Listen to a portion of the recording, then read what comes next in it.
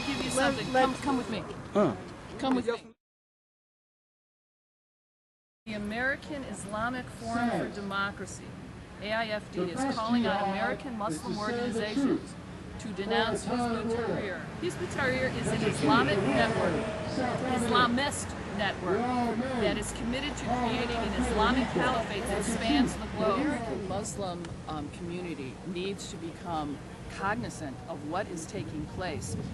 Your rights and freedoms, all of our rights and freedoms as Americans, are being talked about being usurped by organizations such as this. Where the real law is the law of the land, human rights for women, minorities, and children, men, and girls and boys, no longer exist. American Muslims need to stand up for freedom and democracy, and as this gentleman is calling for, separation of mosque and state will protect your ability to practice Islam as a free religion rather than as an ideology that calls for an Islamic world order. Capitalism thinks it's the best ideology as well. However, it doesn't have a system of laws that institutionalizes hate against all those who do not uphold capitalism, whereas it is an Islamic caliphate. What about the doctrine of war against those that do not uphold the same ideology? That's not part of the ideology. That doctrine of war against it forever. Then everyone's justified. Never give up. That's the doctrine. Excuse me. We're trying to have a conversation without getting hate involved. So let's just chill a moment. Everyone involves themselves in war since the beginning of time. It has very little to do with culture. You guys taking a look at this?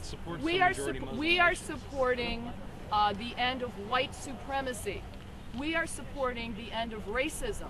We are supporting the end of religious supremacy. Why? Because we support equality and liberty for all. I support my Muslim brothers and sisters just as much as I support my Jewish and Christian and Hindu brothers and sisters. However, if I as a Christian want to leave the Christian faith, there's no death sentence passed on me, whereas there has been recently exhibited in Pakistan, death sentences for apostasy. But do we understand that Sharia law is not actually in Pakistan? Sharia law, the first thing it does, it eradicates homelessness, it eradicates poverty, it eradicates. This is what the history of Sharia law is showing you. First, the people are given dignity. Then after that, well, yes, there are punishments for every law. Right. Now, beheading seems barbaric, it seems harsh.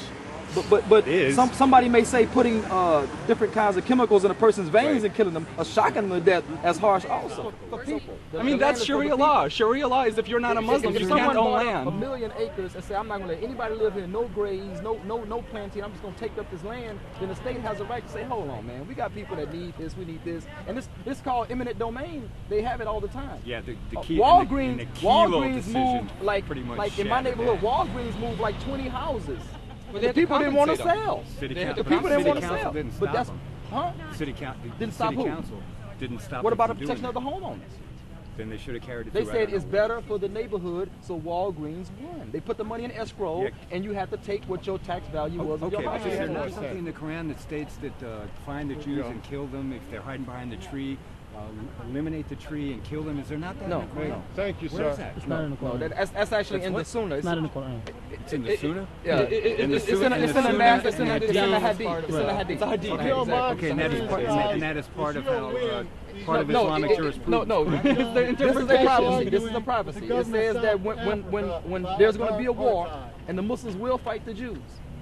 It will be a war, and the Muslims will fight the Jews. And he said, Jew will hide behind a tree. Right. Right? And the tree will say, come, there's a Jew behind me, come kill him. Now, hold on. If you don't believe in Islam, then this hadith means nothing to you. But it scares me people who believe it, that's prophecy. It was dictated over 1,400 years ago. Yes. So if you don't believe in Muhammad, then don't worry about it. Hide behind any tree you want. But the issue is that these countries do not have Sharia law. These countries are commissioned and protected by Western governments. But if they did not have that protection, they would not. It doesn't matter. I saw a guy look just like you, had a wig on and a dress. I would never call it a woman. Hey, what the hell are you saying? He looked like you, man. What the hell was that? He's making a point. I'm saying he looks like you. My question to you before that I didn't get answered and that I didn't get a chance to elucidate on or whatever is, explain Sharia law to me, because clearly I'm mistaken. Clearly when I say honor killing is sanctioned by that, you tell me I'm wrong. When I tell you that apostasy is punishable by death due to Sharia, you tell me I'm wrong. So obviously I have a number of misconceptions. What is Sharia law, and why do these things happen throughout the Muslim world? That is, honor killings, honor rapes. The Islamic State was officially abolished. No, hold on. It was officially abolished March 3rd, 1924. There has not been Islamic State since. Before that,